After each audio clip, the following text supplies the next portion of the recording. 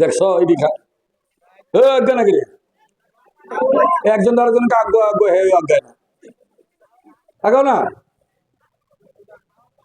এই জায়গাটা আর কি ছিল নাইকল গাছের এলাম তো লাগে এই জায়গাটা কার লাগে রাখছে এই জায়গাটা কার লাগিয়া তাও আজ্ঞান আরে দেখছো শিওর দিয়ে লাইছে না কেন লাইছে না এই পিছনে যারা আছে আরে বই রয়েছে একটু আরামে বইছে ঠিক ওই তারা কি কোনো মজা পাইতেছে মুরব্বী দু তিনজন আমরা সামনে চেয়ারা চাই এবারে আর যুবক রাজ্যের লেগেছে আর বড় দরকার নাই তোমরা সামনে আয় বলো আয়ো তোমার চেয়ার টাইম নিয়ে না বল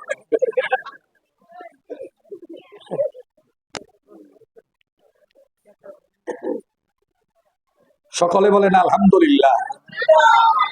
আমরা এই মাহফিলের ফজিলতের ব্যাপারে একটা হাদিস শুনি। রাসূল বলছেন মাজতামাউ কাউমুন ফি বাইতিল্লাহি মিন বুয়ুতিল্লাহ ইয়াতাদারাসুনাহু ইল্লা নাজালাত আলাইহিমুস সাকিনা ওয়া গাশিয়াতুহুমুর রাহমাহ ওয়া হাফফাতুল মালায়েকা ওয়া যাকারাল্লাহু ফি মান ইনদাহু। সুবহানাল্লাহ বলেন।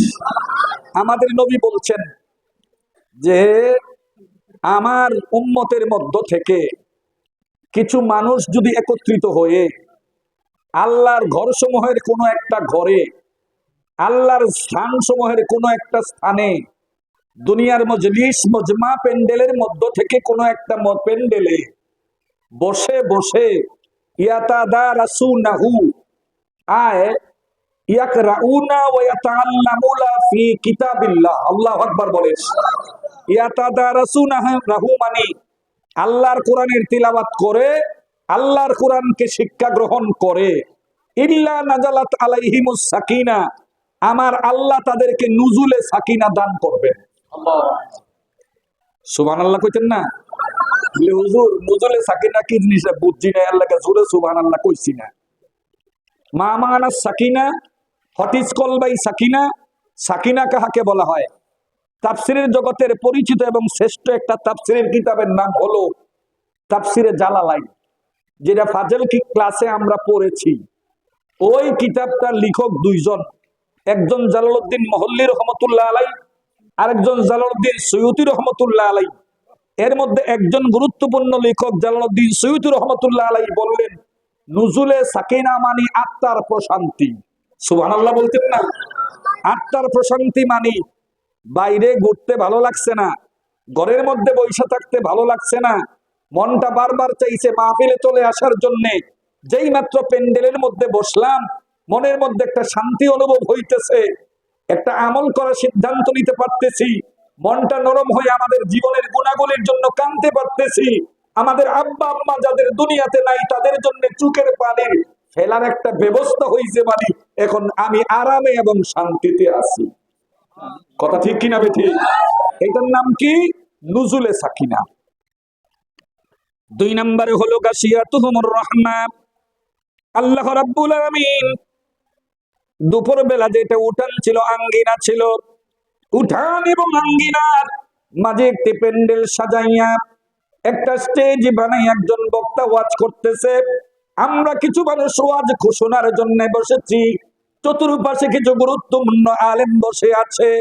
এই প্যান্ডেলের উপরে আল্লাহ পাকের পক্ষ থেকে একটা রহমতের ভান্ডার নাজিল করে দিয়ে এই প্যান্ডেলটাকে রহমত দিয়ে আল্লাহ ডেকে রেখেছেন, ছেয়ে রেখেছেন, আচ্ছাদিত করে রেখেছেন। রহমত দ্বারা এই প্যান্ডেলটাকে আমার আল্লাহ ভরপুর করে দিয়েছে। কয়টা নিয়ামত? দুইটা। জোরে বলেন কয়টা? তিন নম্বরে নিয়ামত হইল হাফাতুল মালাইকা। আল্লাহর পাঠানো একদল ফেরেশতা এই প্যান্ডেলের চতুর্দিকে দাঁড়িয়ে গেছে। একজনের কাঁধে একজন, একজনের কাঁধে একজন, দাঁড়াতে দাঁড়াতে এদের সীমা ছাড়িয়ে গেছে আরশ মুআল্লা পর্যন্ত। এরা দাঁড়াইয়া ব্যক্তির জন্য কোনো কাজ করে না, অন্যের জন্য দোয়া করে না। এই প্যান্ডেলের ভিতরে যারা বসে আছে, যাদের মনটা নরম হয়ে কোরআনের কথাগুলি শুনতেছে, যারা যাদের জীবনের গুনাহগুলি আল্লাহর কাছে মাফ চাইতেছে, এদের জন্য আল্লাহর কাছে বলে আল্লাহ এই প্যান্ডেলের ভিতরে গভীর রজনীতে তোমার বান্দা গুলি বসে বসে তাদের জীবনের গুণাগুলি ভাবছে, এই জন্য তারা চোখের পানি ফেলে কাঁদে। আমরা তাদের জন্য তোমার কাছে সুপারিশ করি, মেহেরবানি করে তুমি তাদের জীবনের গুণাগুলি মাফ করে দাও। আল্লাহর পক্ষ থেকে এলান চলে আসে, আল্লাহর ফেরেশতারা শোনো, আমি আমার বান্দাদের মাফ করার ঘোষণা দিলাম। 4 নম্বরে হলো যাকারাল্লাহু ফী মান ইনদাহু, এই মজলিসের মধ্যে যারা আছে আল্লাহ তাদের স্মরণ করে। সুবহানাল্লাহ কয় না, এমকে আমরা স্মরণ করছে, এমকে আপনার নামটা লইছে, আমরা কত খুশি না, নেতা আমার নামটা লইছে। আমরা গ্রামের একজন সরতাল গেছিল, আমার খবরটা লইছে, তাই কি ভুলেও কথা ঠিক কিনা ঠিক। আল্লাহ যদি আমাদের স্মরণ করে, অর্থাৎ কি আল্লাহ তার বান্দারে মাফ করে দেয়। সুবহানাল্লাহ। ফেরেশতাদের ডেকে ডেকে বলতে থাকে, ও ফেরেশতারা, আমার আব্দুর রহমানকে আমি ভালোবাসি, আমার আব্দুর রহিমকে আমি ভালোবাসি, আব্দুল করিমকে ভালোবাসি, মাওলানা আব্দুর রহমান সেলিম রে আমি ভালোবাসি, কাউসার আরমানের আমি ভালোবাসি। ও ফেরেশতারা, তোমাদের জানাইলাম আজ থেকে তোমরা তার জন্য দোয়া করবা এবং তাদেরকে ভালোবাসবা। আরেকটা কথা শুনো, দুনিয়ার বাড়িতে আমার যত সৃষ্টি আছে সকল সৃষ্টির জানাইয়া দিও তারা যেন আমার এই বান্দারে ভালোবাসে। ফেরেশতারা ঈশা দুনিয়ার সকলকে জানাইয়া দে, দুনিয়ার সবাই আমাদের জন্য দোয়া করতে থাকে। নিয়ামতের কথা কইলাম কয়টা? সুরে বলেন কয়টা? 1 নম্বরে নুজুলে সাকিনা, 2 নম্বরে গাশিয়াতুহুমুর রাহমা, 3 নম্বরে হাফাতুল মালাইকা, 4 নম্বরে যাকারাল্লাহু ফী মান ইনদাহু। এই 4টা নিয়ামত আজকের এই মাহফিলে, এই প্যান্ডেলের ভিতরে আমার আল্লাহ আমাদের দান করো। আমরা চাই কি চাই না? আমরা চাই কি চাই না? কারা কারা চাই না একটু হাত উঠান।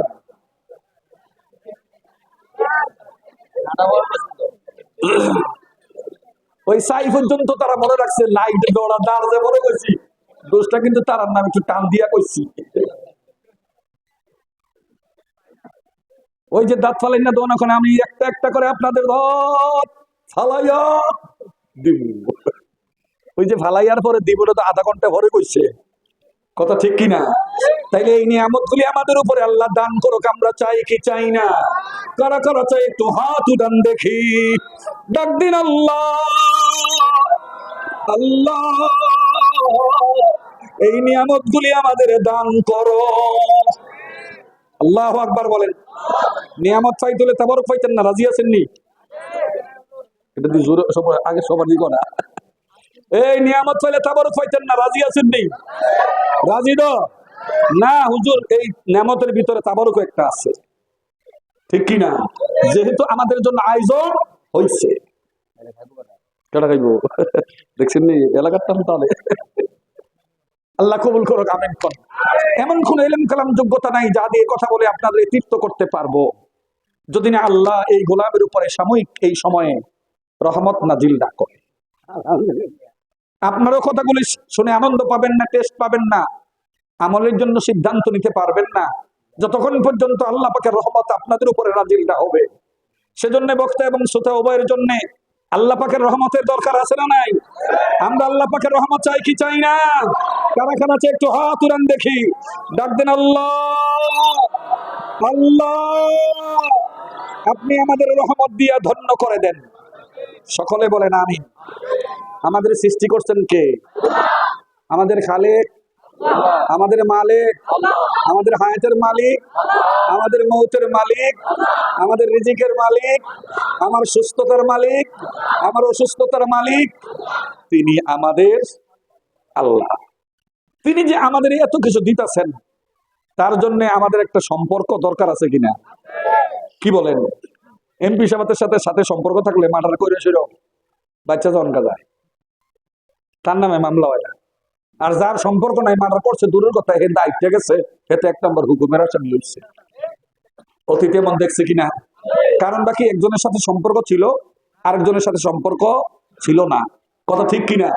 আমার আল্লাহর সাথে যদি সম্পর্ক থাকে, আল্লাহ বলছেন উদউনি আস্তাজিব লাকুম, আমাকে যদি তুমি ডাকবা আমার কাছে যদি কিছু চাইবা, ওই সম্পর্কের কারণে সাথে সাথে আমি তোমার তা দিয়া দিব। আল্লাহু আকবার বলেছে। এই আল্লাহর সাথে সম্পর্ক করলে মার্ডারের মামলা থেকে বাঁচা যায়। যায় কি যায় না? হ্যাঁ, যায় কিনা? যায় কিনা? রিজিক না থাকলে রিজিকের ব্যবস্থা হইয়া, অসুস্থ হইলে পরে বিনা চিকিৎসায় সুস্থ হওয়া যায়। যায় কি যায় না? দুনিয়ার মানুষের সাথে সম্পর্কে কি দরকার, যদি আল্লাহর সাথে সম্পর্ক করলে দুনিয়ার সবকিছু পাইয়া যাওয়া যায়। আল্লাহ বলছেন, কুল ইন কুনতুম তুহিব্বুনাল্লাহ ফাত্তাবিউনি ইউহিব্বুকুমুল্লাহু ওয়া ইয়াগফির লাকুম যুনুবাকুম ওয়াল্লাহু গফুরুর রহিম। আল্লাহু আকবার বলেছে। আমার রাসূলকে আল্লাহ ডাক দিয়ে বলছেন, ও নবীজি, আপনার উম্মত দ্বারা জানায়া দেন, তারা যদি আমার সাথে সম্পর্ক করতে চায়, তারা যদি আমার সাথে ভালোবাসা করতে চায়, তারা যদি দুনিয়ার প্রেম বাদ দিয়ে আমি আল্লাহর সাথে প্রেম করতে চায়, তাইলে যেন আপনার হুকুম বলি, আপনার কথাগুলি মাইনা আপনার আনুগত্য করে আপনি যে কথাগুলি বলেন এই কথাগুলি তারা মেনে নেয়।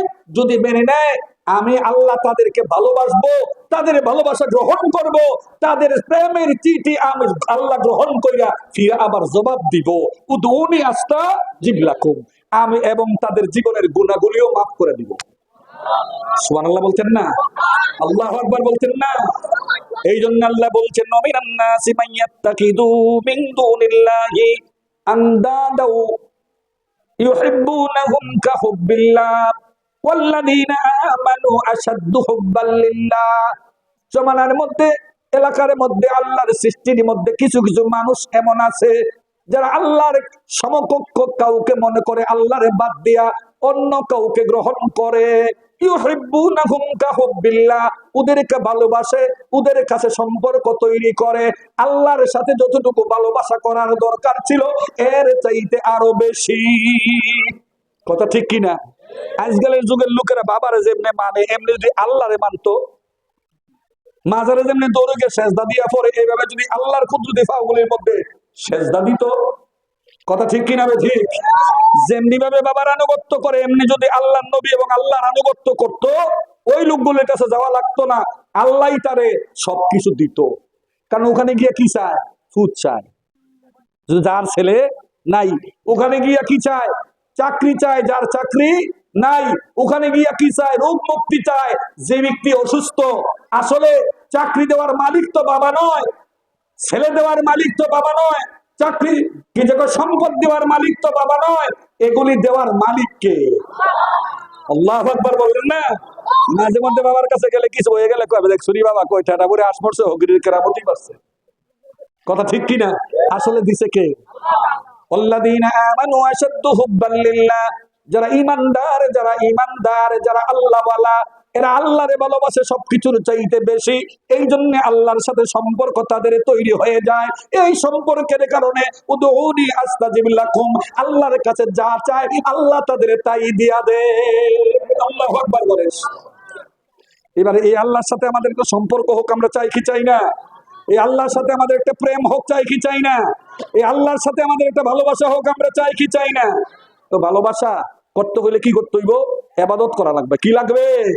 ইয়া আইয়ুহান নাসু উবুদু রাব্বাকুমুল্লাযী খালাকাকুম ওয়াল্লাযীনা মিন ক্বাবলিকুম লাআল্লাকুম তাত্তাকুন।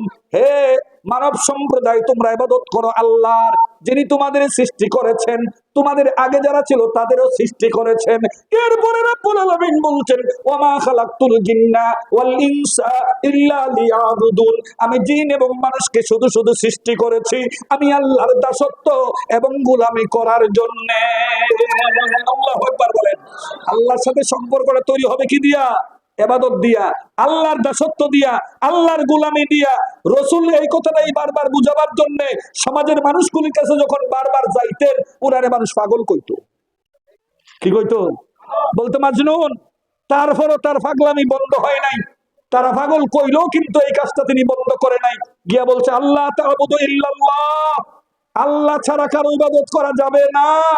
ইন্নানী লাকুম নাযীরু ওয়া বাশীর, আমি তোমাদের কাছে আসছি যারা ভালো মানুষ তাদেরকে জান্নাতের সুসংবাদ দিতে, আর যারা খারাপ মানুষ তাদেরকে আল্লাহর ভয় দেখাইতে। কথা ঠিক কিনা বেঠে? এই ইবাদত কইরাই আল্লাহর সাথে সম্পর্ক লাগবে। এখন আপনারা কোন হুজুর কি কি ইবাদত করলে আল্লাহর সাথে সম্পর্ক হইব। এই 2-4টা ইবাদতের কথা আমি আপনাদের কাছে বলবো, আপনারা কি শুনতে প্রস্তুত? শুনতে কি রাজি? কারা কারা রাজি একটু হাত উড়ান তো দেখি। আল্লাহ কবুল করুক, আমিন কোন। আমি আল্লাহর 7টা ইবাদতের কথা বলবো, তবে 7টা ইবাদত শেষ করতাম না, প্রথম 2-1টা কই এই মুনাজাত করে দেন, কারণ অনেকে বইছে কিন্তু তাবারকের লেগে। তারা আমি খবর লই আইছি তাবারক রেডি আছে, তারা খাওয়াই বলে কেন কইছে? হ্যাঁ ঠিক আছে ঠিক আছে। এই আল্লাহর সাথে সম্পর্ক বৃদ্ধির উপায় কয়টা?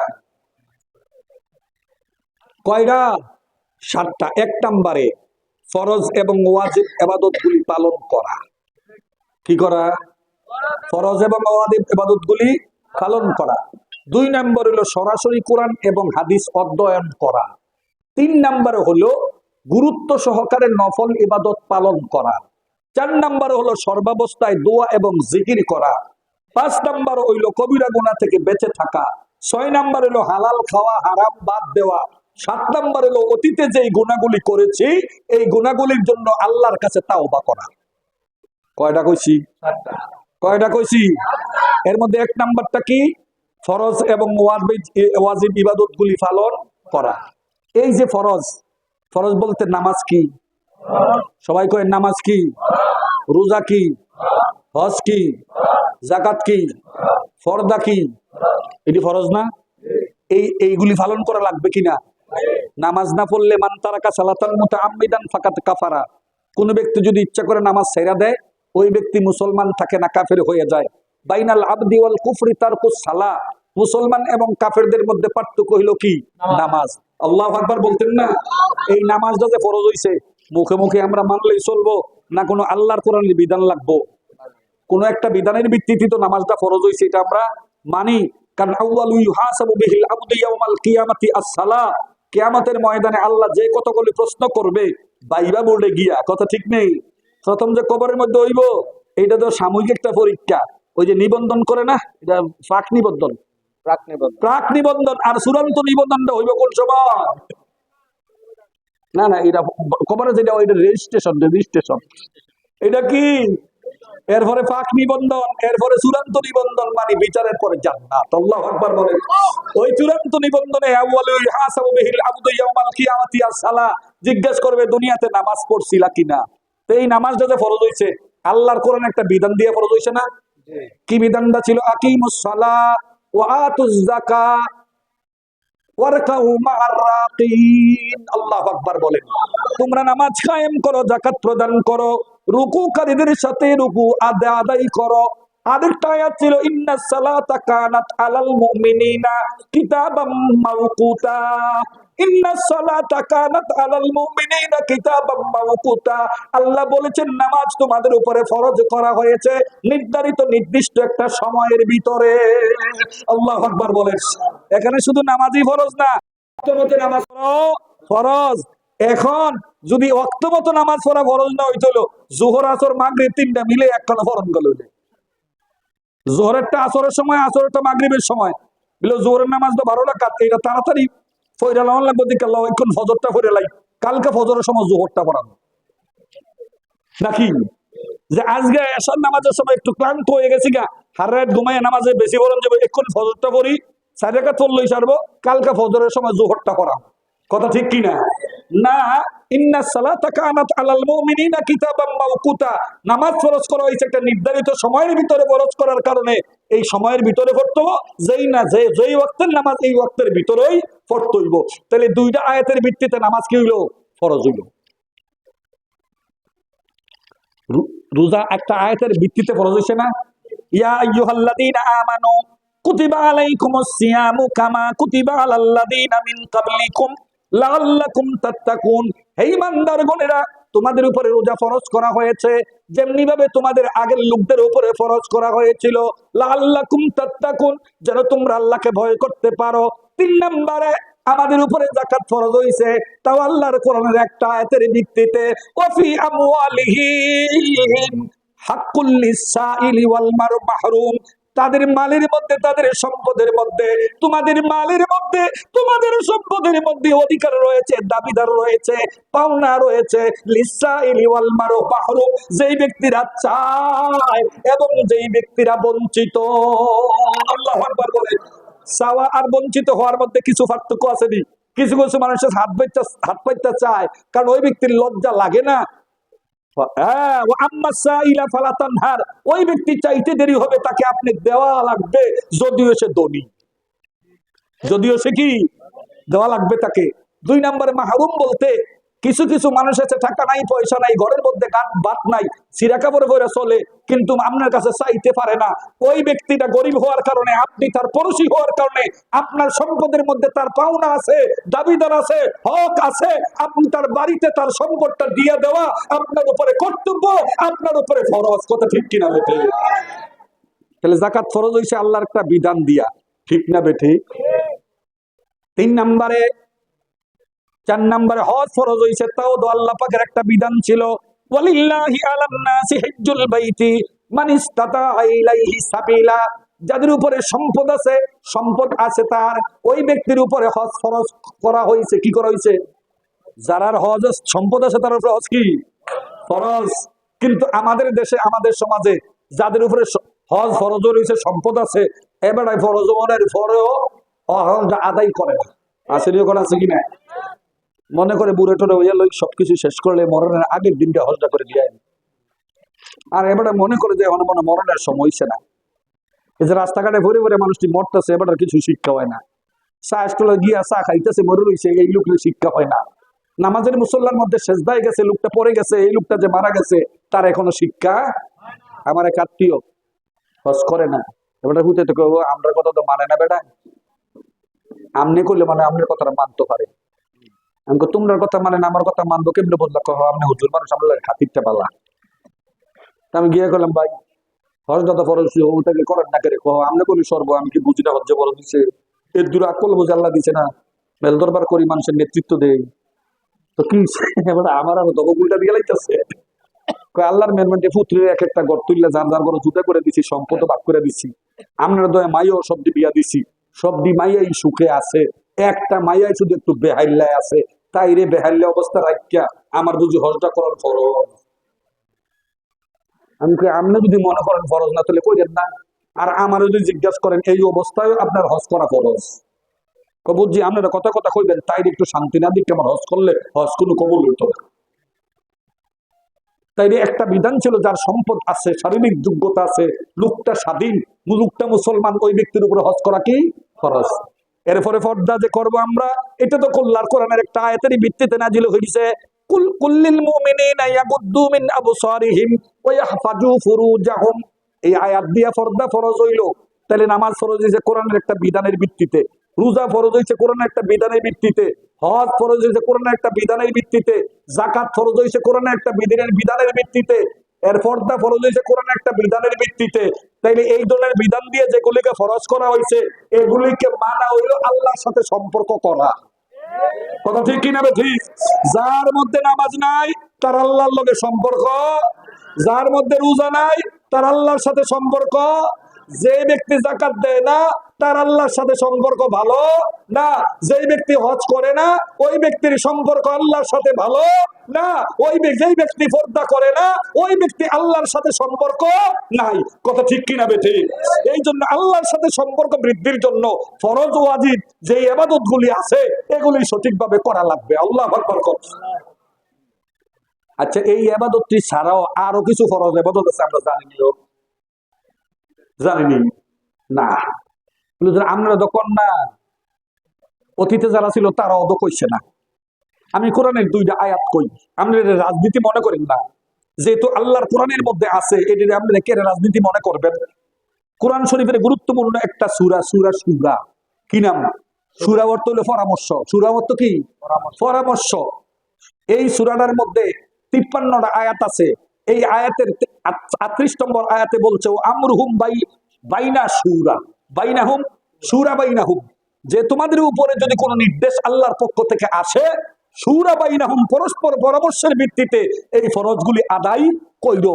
এখন আমরা পরস্পর পরামর্শের ভিত্তিতে যদি কোনো আরো ফরজ থাকে এগুলি ছাড়া এগুলি পালন করার দায়িত্ব এবং কর্তব্য আমাদের আছে না নাই? একটা আছে। আল্লাহ রাব্বুল আলামিন এই সূরার 13 নম্বর আয়াতে বলছেন, আন আকিমুদ্দিনা ওয়ালা তাতাফাররাকু ফীহি, দিন কায়েম করো, বিচ্ছিন্ন হইও না পরস্পরে। আল্লাহু আকবার বলেন। আকিমুস সালাত, যেমন নাকি নামাজ ফরজ, আকিমুদ্দিনা তেমনি ভাবে দিন কায়েম করো ফরজ। সূরা আল ইমরানের 102 নম্বর আয়াতে আবারও আল্লাহ আরেকটা আয়াতের অংশে বলছেন, ওয়াতাসিমু বিহাবলিল্লাহি জামিয়া ওয়া লা তাফাররাকু।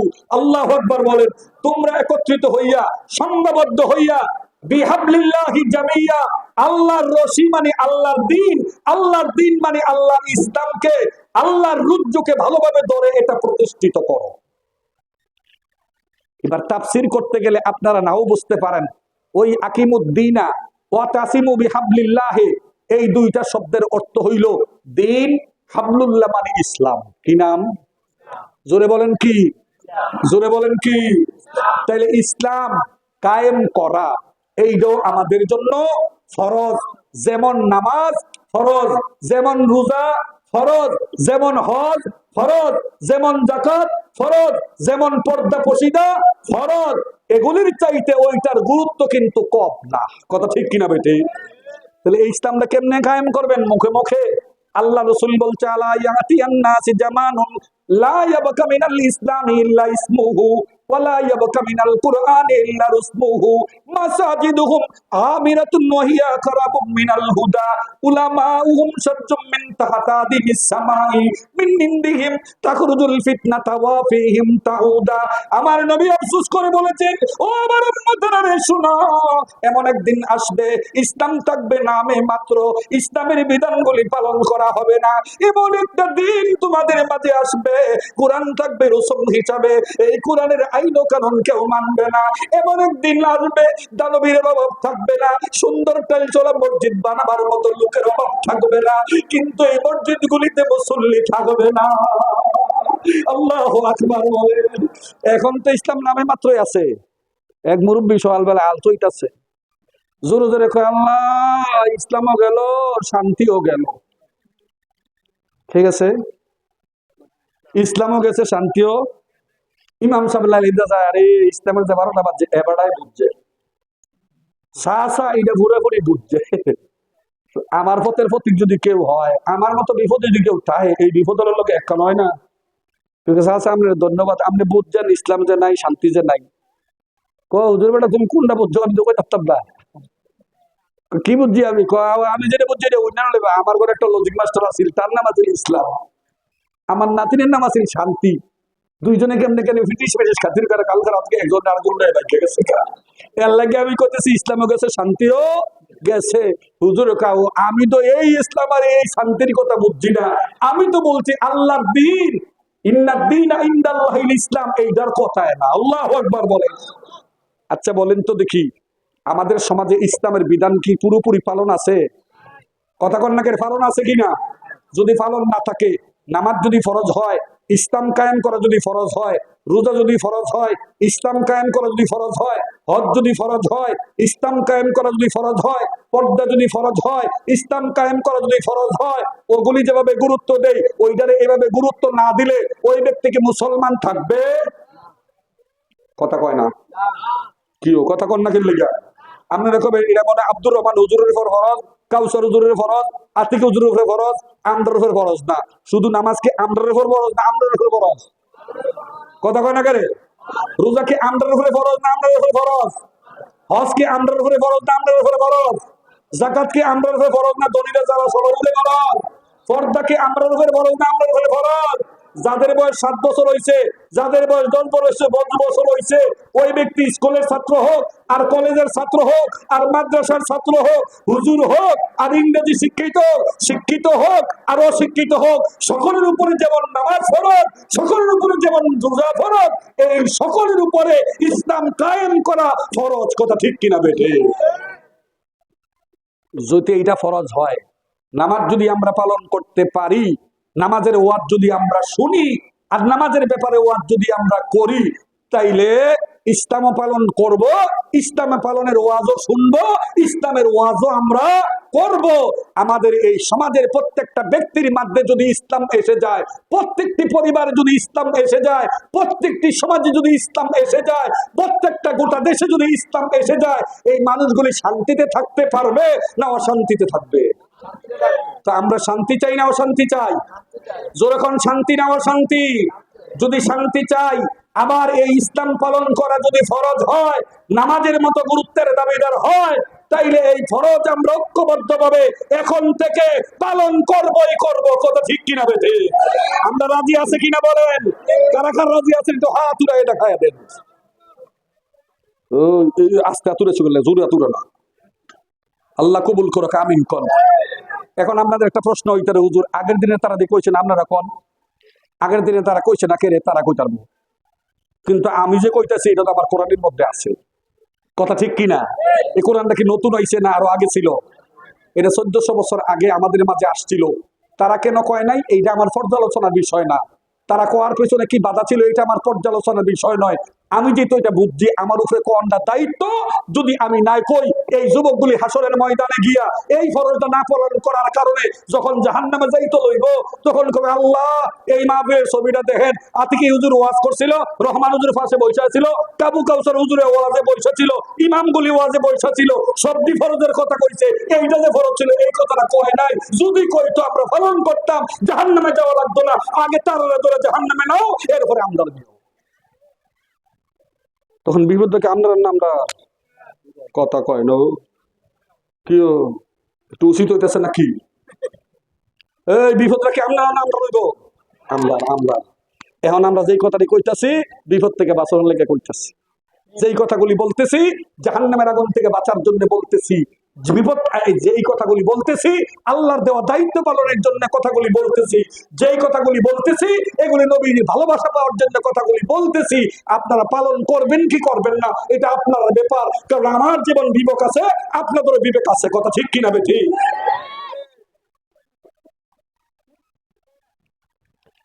এক নাম্বার, ফরজ এবং ওয়াজিব পালন করা লাগবে।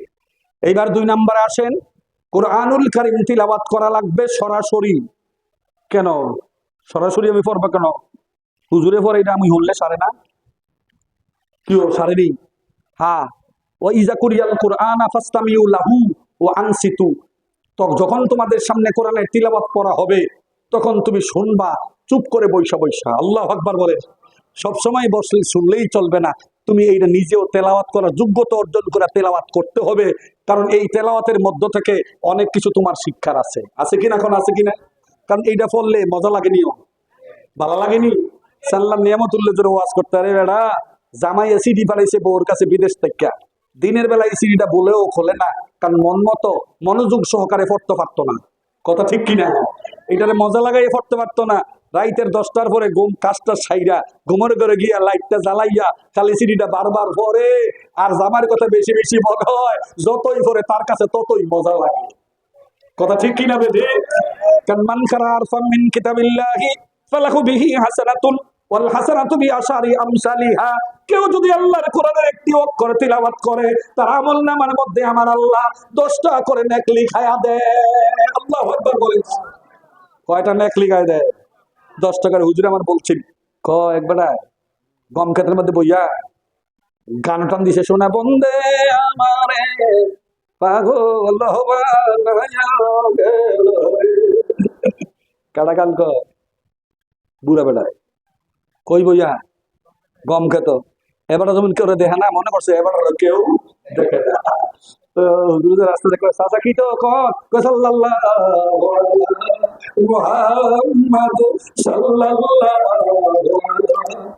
চাচা কুদ্দুর আগে কি করলেন, একজন কি কর মাথাটা ঠিক আছে গরমের সুরে। কথা ঠিক কিনা বেঠে? আর রসুল হুজুর বলছিল তুমি আলসো হইতাছো নাঙ্গলের গুড়ির মধ্যে ধরে ধরে পড়ো আলহামদুলিল্লাহি রাব্বিল আলামিন আর রহমানির রহিম মালিকি ইয়াউমিদ্দিন ইয়াকা না'বুদু ওয়া ইয়াকা নাস্তাঈন ইহদিনাস সিরাতাল মুস্তাকিম। আল্লাহু আকবার বলে আপনার আমলনামার মধ্যে কি হবে? 2 নম্বরে কোরআনটা এই জন্য সরাসরি পড়তে হবে, কারণ হইল এই কোরআনের কথাগুলি আমি আমার দলের স্বার্থে বলতে পারি, কি বলেন? ফিরসা বুঝু তার গদির স্বার্থে, ফিরালির স্বার্থে, তরিকার স্বার্থে বলতে পারে, কারণ হুজুরের মধ্যে দলাদলি আর বাগাবাগের কোনো অভাব নাই। ফোলাবান্ডি ফেসবুকটা খুললেই দেহে এক হুজুরে আরেক হুজুরে গাইড দেয়, ঠিক কিনা বে ঠিক? এক হুজুরে আরেক হুজুরের বিরুদ্ধে কয়, কয় কি কয় না? আর নিজেরা না পারে জনগণকে উল্টা পাল্টা ফেস লাগাই, আমরা গাড়ি তুলে যাই, পরের দিন সমস্যা ভিটামিন হয় কি হয় না? কারণ এখানে এই কথাগুলি বলার পেছনে আমাদের স্বার্থ জড়িত থাকতে পারে। আপনি যদি সরাসরি আল্লাহর কোরআনটা পড়েন, অর্থ সহকারে পড়তে পারেন, ভুল ভেঙ্গে যাবে আপনার। কে সঠিক বলল, কে বেঠিক বলল, তা আপনার চিন্তার মধ্যে এসে সিদ্ধান্ত নিয়ে আমলে পরিণত করতে পারবেন, ঠিক কিনা বেঠিক? আমি যেমন কামেল পাস, আমার ওয়াইফও কামেল পাস, বুঝছেন কথা না? তো দুইজনে একটা মাসলা নিয়ে ভেস লাগছে, আমি কই একটা, হ্যাঁ কয় আরেকটা। আমি কই তুমি আমার কথা মানো না করে, কয় আপনি আমার কথা মানো না করে।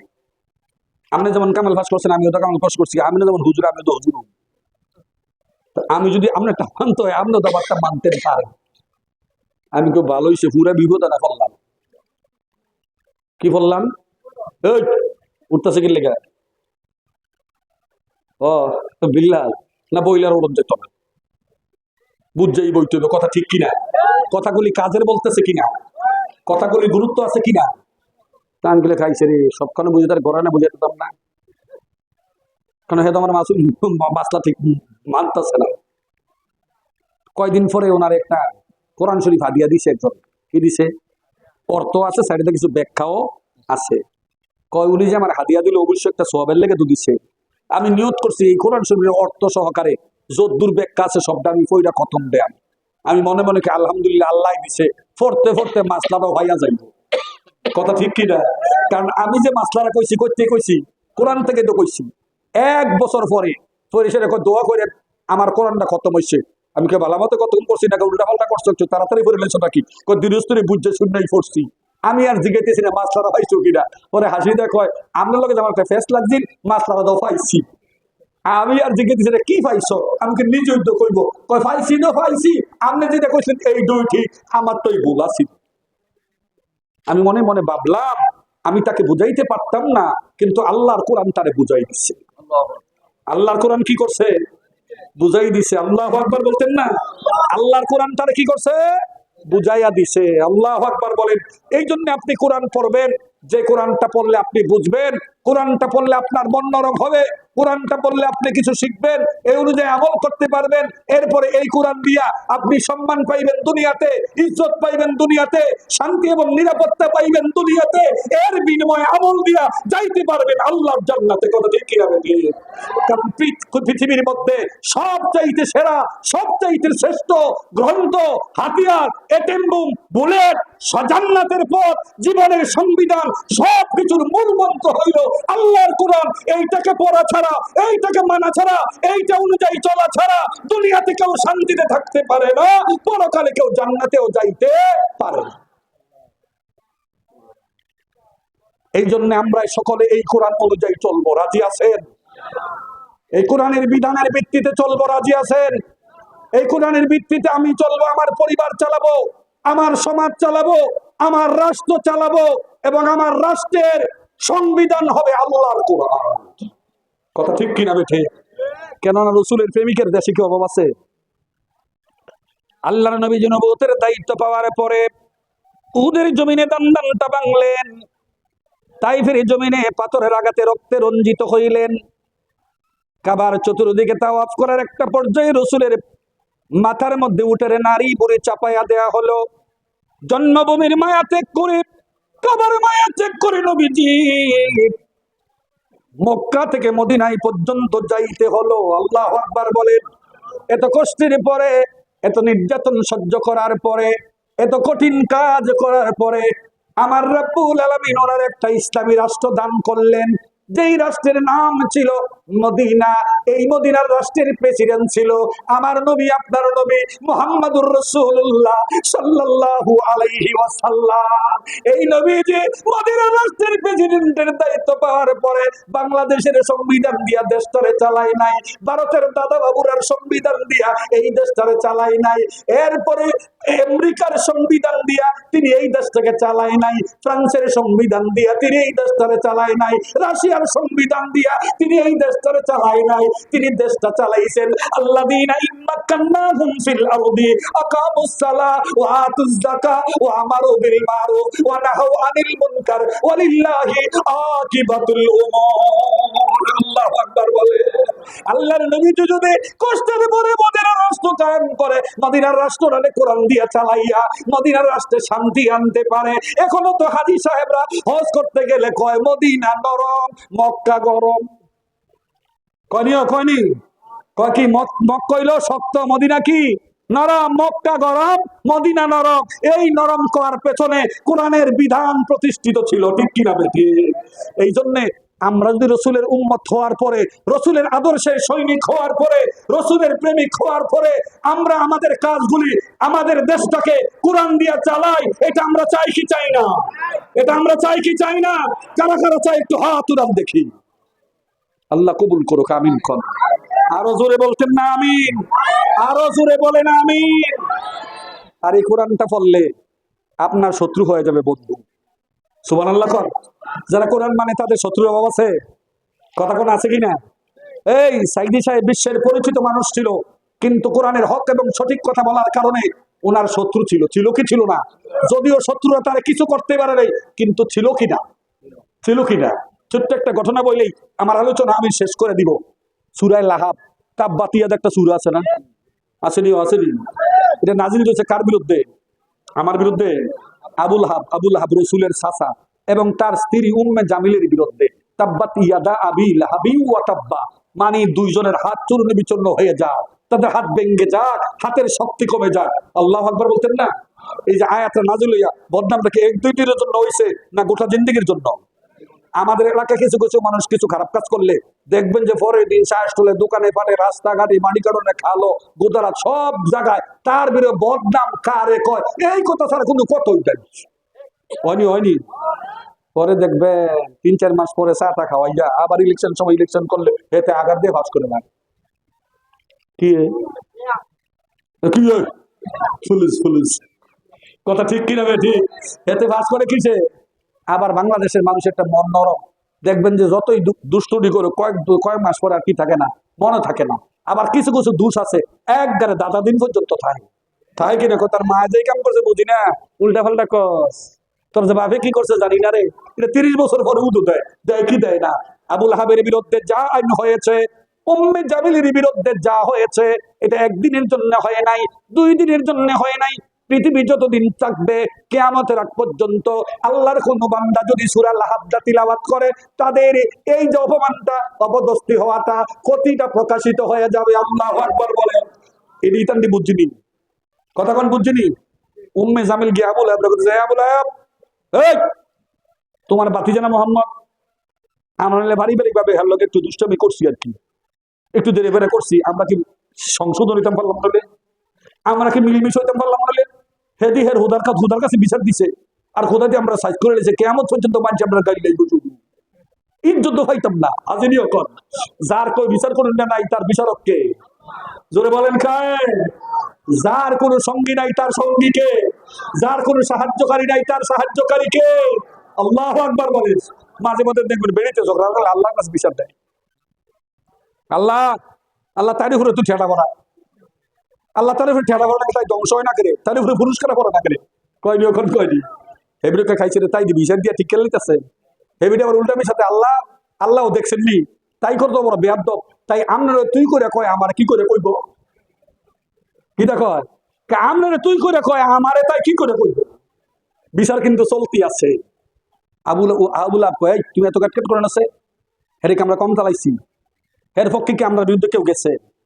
তো হের পক্ষে যখন কেউ নাই, তার পক্ষে কথা বলার কেউ নাই, তার খোদার কাছে বিচার দিছে, খোদায় আমরা সাইজ করেছে, তার অসুবিধ দোষ হয়েছে কি? বুঝছি রক্ত এক ফালে টানে। আপনি আপনার বাতিজার পক্ষে আছেন, আমি আপনার বাতিজার পক্ষ নাই, আপনার পক্ষ নাই, আমি তারে সাইজ করাবো। নাউজুবিল্লাহ কইতেন না?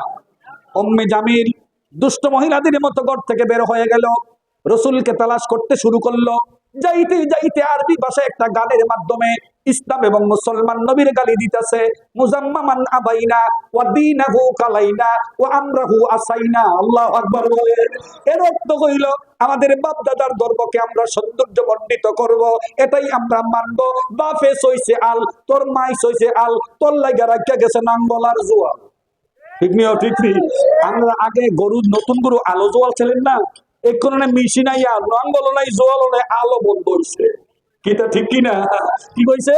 তোর মাই সইছে আল, তোর বাপ হইছে আল, তোর লাগে রাখা গেছে নাঙ্গল আর জোয়াল। এইটার আরবি হলো মুজাম্মামান আবাইনা, আমাদের বাপ দাদার ধর্ম আমরা মানবো, ওয়া দীনাহু কালাইনা, মুহাম্মদ যেই ধর্ম নিয়ে আছে এটা আমরা মানি না, মানতাম না। ওয়া আমরাহু আসাইনা, মুহাম্মদ যেই নির্দেশ আমাদেরকে দিবে এগুলি আমরা মানি না, মানতাম না। এই জন্য তারা ছিল কাফের। আজকের যুগে যারা কোরআনের আইন মানে না তারাও কাফের। ঠিক কিনা বেটি? ইত্তফসরে আল্লাহর নবীজি কাবার সামনে বসে বসে আল্লাহর কোরআনের তিলাওয়াত করতেছে। সুবহানাল্লাহ বলে। কোরআন তিলাওয়াতের মতো মধুর আওয়াজ এই পৃথিবীতে আর কোথাও নাই, কিছুই নাই। আবু বকর নবীজির পাশে দাঁড়িয়ে আছে অথবা বসে আছে। উম্মে জামিল গিয়া আবু বকর এবং নবীজির সামনে দাঁড়াইয়া আবু বকরের ডাক দিয়ে করে, আবু বকর তোর বন্ধু মুহাম্মদে কই? তোর বন্ধু মোহাম্মদে?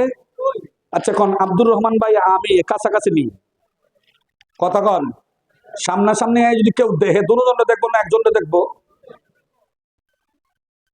বুঝছেননি কথাটা? কজনে দেখবো? জিজ্ঞেস আব্দুর রহমান হুজুর আতিকি হুজুরে কইও। তা আব্দুর রহমান হুজুর যা বুঝলো তা বুঝই তো লাগছে। কিরে আমার দেহে আতিকিরে দেহে না, কারণ নাকি? সুবহানাল্লাহ কইতে। তো উনি কি কইতে আমি দেখছি না, উনি কইতে আমার লগে নাই, উনি একটা এমন উত্তর দিব যেন সত্য হয় মিথ্যা। তো যে কইতাছে আমার জিগাও কিতা তুমি দেখতারো না, তোমার লগে কি চোখ নাই? সুবহানাল্লাহ কইতেন না? উত্তর ঠিক আছে নি? আমার জিগাও কিতা তোমার লগে কি চোখ নাই? করে যদি আজ পাইতাম রে সাইজ করে ছাড়তাম, একবারে বিষ মজাইতাম, পাইলাম না, তার কপাল না বালা। আল্লাহু আকবার। আবু বকর কত তুমি পাইলে সিল্লা হইলে আবার রাসূল আবার লগে বাতে কিচ্ছু দেও না, তোমার যে কত দুর্ভাবনা আমি বুঝা লাগছি। সুবহানাল্লাহ। আবার মনে মনে কয় তাই দিয়ে আমার সামনে দাঁড়ায় নবীজির বিরুদ্ধে কথা কর, হারাইলাম নাকি, ধরেলামও নাকি? আমার মনে মনে মহিলা দল্লাদারি কোন মামলা করি আল্লাহ জানে। প্রত্যেকটা সময় যে কিছু কিছু বারেস্টর মহিলা আছে, আসেনিও অধিকাংশ ভালো, দুই একটা বারেস্টর আছে সর্দাররাও মাতে না, চেয়ারম্যানের কাছে গেলে চেয়ারম্যানও মাতে না, এমপি গেলে দরজা বাড়ি দিয়ে খাইছে, তাই জন্য আমার গীতা করে আল্লাহ আসেনি বলে আছে গেলে আছে কিনা। বর্ডারের কাছে এক মাহফিলে যাইতাছি, গাড়ি আর যারা রিস্কাতে যাইতাছি, নাইমা যে রিস্কাতে যাইতাছি, এক বেড়া আর বেগদি ঝগড়া লাগছে, বেড়ি নি জুতারি গুলিয়া বেড়া দুই গেলে দুইটা টুস দিয়া লাগছে।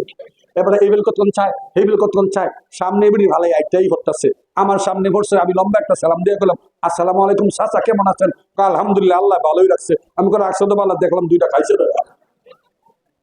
এবারে খুঁজে দেখাইছে তাই যে বারাষ্টর আমি আইসি ইজ্জত লইয়া যদি আমি কিছু কইতাম রেপ কেসের আসামে 14 বছর জেল কাটাই আল্লাহ বাঁচাইছে। আমি কি দুইটা খাইও গেলে আল্লাহ বাঁচাইছে। আসেনি এমন মহিলা? আসেনিও কথা কন্যা করে আছে কিনা? আবু বকর চিন্তা করলাম আমার সামনে দাঁড়াইয়া আমার নবীর গালি দেয়, এটা কেমনে সহ্য করা যায়, আমি ধরে ফেলবো কিনা। আল্লাহর নবীজি ইশারা দিয়ে আলে বলে, আবু বকর তার সাথে কথা বলার দরকার নাই, সে আমার এবং তোমার কোনো ক্ষতি করতে পারবে না, আল্লাহই তার ব্যবস্থা নিবে। আমাদের সমাজের মধ্যে বহু রাসূল প্রেমিক আছে, বহু আশিক রাসূল আছে, আল্লাহর কোরআন মানে রাসূলের হাদিস অনুযায়ী চলে না, একবারে পাগল হয়ে জীবন দিয়ে লাইতে চায়, আল্লাহর নবীজির গালি দিলে প্রতিবাদ করে না, আল্লাহ রাসূলের আদর্শের বিরুদ্ধে কাজ করলে কোনো বাধা দিতে চায় না, এরপরে তারা বুয়া দাবি করে এরা নাকি আসে। বিগত 17টা বছরে আমরা দেখেছি বহু নাস্তিক, বহু কুলাঙ্গার আল্লাহর নবীজির বিরুদ্ধে গালি দিয়েছে, আল্লাহর নবীজির বিরুদ্ধে ব্যঙ্গচিত্র করেছে, আল্লাহর নবীজির ব্যাপারে কটাক্ষ করেছে। আমরা নারায়ে তাকবীর আল্লাহু আকবার স্লোগান দিয়া প্রতিবাদ করার পরে আমাদের নামে মামলা হয়েছে, আমাদের জেলের মধ্যে পুরাইছে। যেই লোকগুলি নবীজির গালি দিছে তাদের ক্ষমতা থাকার পরেও এই নবীর দুশমনদের কোনো বিচারের ব্যবস্থা হয় না। কথা ঠিক কিনা বেঠি? যারা নবীজির গালি দিয়েছে তারাও নাস্তিক, যাদের বিচার করার ক্ষমতা ছিল এই নাস্তিকদের বিচার করে নাই, এরাও নাস্তিক, নবীজির গালি দিয়েছে। এই কথা শোনার পরে যারা প্রতিবাদ করে নাই এরাও নাস্তিক। কোন ঠিক কিনা বেঠিক? এরা নবীজির আপন হতে পারে না, এরা নবীজির আশিক হতে পারে না, এরা নবীজির চির দুশমন। আমার ভাইরা, মুসলমান হিসাবে প্রতিজ্ঞা করা দরকার, সিদ্ধান্ত নেওয়া দরকার। বিশেষ করে যুবকগুলি আজকে এই সিদ্ধান্ত নেওয়া দরকার, সমাজ গঠনের জন্য, রাষ্ট্র পরিচালনার জন্য এখন থেকে রাসূলের আদর্শ মানব। নবীজির বিরুদ্ধে যদি কেউ কোনো কথা বলে প্রতিবাদ করব, যুদ্ধ করব, প্রয়োজনে জীবন দিব। এরপরে নবীজির বিরুদ্ধকারীদের সাথে আমাদের কোনো আপোষ হবে না। ঠিক কিনা বেটি? আমরা রাজি আছে কিনা বলেন? কারা কারা রাজি একটু হাত উঠায় দেখায় দেন। আল্লাহ কবুল করুক, আমিন বলেন। আরো জোরে বলেন আমিন। গাল্লাইতে গাল্লাইতে উম্মে জামিল চলে গেছে। এবার আবু বকর কাঁদতেছে, অবস্থা কি বুঝতে পারলাম না। জিজ্ঞাসা করে, ইয়া রাসূলুল্লাহ, ওই উম্মে জামিল আসলো, আপনারে দেখলো, কিন্তু আপনারে দেখলো না, আমারে দেখলো, তার কারণ তুমি বুঝতে পারলাম না। আল্লাহর নবীজি মুস্কি হাসি খেছে বলে, ওয়াইযা কারাতাল কুরআনা জাআলনা বাইনাকা ওয়া বাইনাল্লাযীনা লা ইউমিনুনা বিল আখিরাতি হিজাবাম মাসতুরা। আল্লাহু আকবার বলেন। আবু বকর রে, তুমি কি আল্লাহর কোরআন পড়ো নাই রে আবু বকর? আমার আল্লাহ তো কুরআনুল কারীমের মধ্যে বলে দিয়েছে, কোন শত্রু যদি তা কোরআনের তিলাওয়াতকারীর সামনে আসে, এই কোন শত্রুর মোকাবেলায় যদি আল্লাহর প্রিয় বান্দারা কোরআনের তিলাওয়াত করতে থাকে, এই শত্রুর মাঝে আর কোরআনের তিলাওয়াতকারীর মাঝে এমন একটা পর্দা আমার আল্লাহ ফালায়া দেয়, এই পর্দার কারণে ওই শত্রু আল্লাহর কোরআনের তিলাওয়াতকারীরা দেখতে পায় না। আল্লাহু আকবার বলে। এই যে পর্দা আছে, এই পর্দার বাইরে কি আছে আমরা কি দেখি? কথা বলেন না, দেখে কিনা? কয় এই শত্রু এই কোরআনের তিলাওয়াতকারীরা দেখতে পায় না। রে আবু বকর, আমি নবী যদি কোরআনটা তিলাওয়াত করতেই থাকতাম, কিয়ামত পর্যন্ত যদি উম্মে জামিল এখানে দাঁড়িয়ে থাকতো, আমার গাইলাইতে পারতো, ঠিক আমি নবীরে দেখতে পাইতো না। আল্লাহু আকবার বলে। এর নাম কি?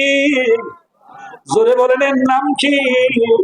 এই আগের কোরআনে কোনো আছে না? অর্ধেকটা আছে, পুরাইটাই তো আছে, কোনো বিধান তো পরিবর্তন হয় নাই রে। তুমি যদি বিপদে পড়ে যাও, তোমার যদি কোনো শত্রু এসে যায়, তোমার যদি কেউ আক্রমণ করতে আসে, আল্লাহর কোরআনের তিলাওয়াত করতে থাকো, এটা হবে তোমার জন্য বড় বলে, এটা হবে তোমার জন্য বড় এটেম্বুবা, এটা হবে তোমার জন্য পৃথিবীর সবচাইতে অত্যাধুনিক এবং পাওয়ারফুল অস্ত্র। এই অস্ত্র দিয়ে শত্রুর হাত থেকে তোমারে বাঁচিয়ে দিবেন কে? জোরে বলেন কে? আজ যদি কোন শত্রু আমাদের শত্রুতা করতে আসে, কোরআন যদি আমাদের মাঝে থাকে, কোন শত্রু আমাদের মোকাবেলা করতে পারবে?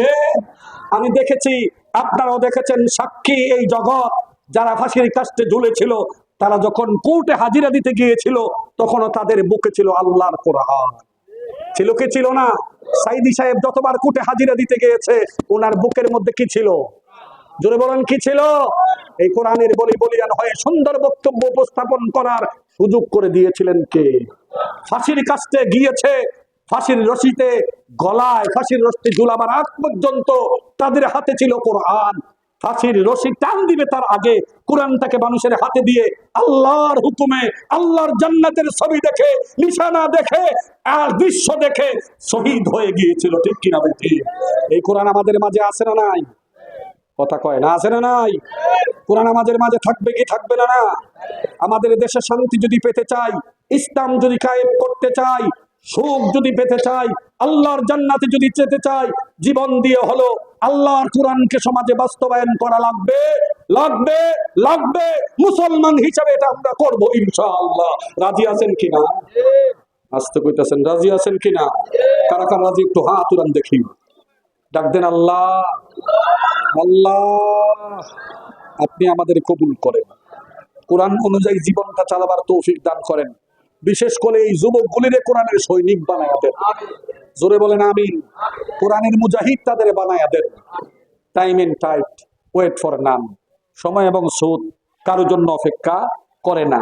আমার গড়িতে তাকায় দেখলাম প্রায় 12:15 বেজে গেছে। মুনাজাত করতে করতে তাবারক নিয়ে বাজ্যে যেতে 1টার আগে আপনারা কেউ বাজ্যাতেন পারতেন না। বিষয় হইলো 7টা, কইছি মাত্র 2টা। আরো যদি 5টা কই ঘন্টাখানেক সময় লাগবো। এরপরে কি হননের মন মানসিকতা করে থাকবো? আমি তো আপনাদের এলাকার মানুষ, পাতিলের মাছ যখনই ডাকেন তখনই ফান। ইচ্ছা করলে যদি আল্লাহ বাঁচাই রাখে আরেকদিন কি বাকি 5টা কোন যেত না? যাইবনি ওই তাবারক জোরে এটা কইব, যাইবনি। তাহলে আজকে 2টা কইলাম।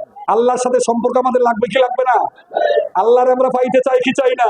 আল্লাহরে পাওয়ার জন্য 7টা কারণের মধ্যে 2টা কইলাম, বাকি 5টা রেখা দিলাম। আবার অন্য কোনোদিন সুযোগ হইলে বলবো ইনশাল্লাহ। 1-2 তারিখ যে মহিলা মাহফিল আয়, মহিলা মাহফিল এটি কম যেত না, পুরুষ মাহফিলে কই তুইব, ঠিক কিনা? কারণ মহিলা আমার দেখতো না, আমিও তারা দেখতাম না, কেমনে কথা কয় এইটি সব কথা কম লাগে। চোখ বন্ধ করে ছাড়া কথা বলা যায় না।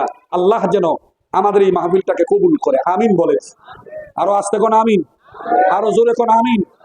আমার ভাই বিল্লাল এবং তার ভাই জালাল 2 জনে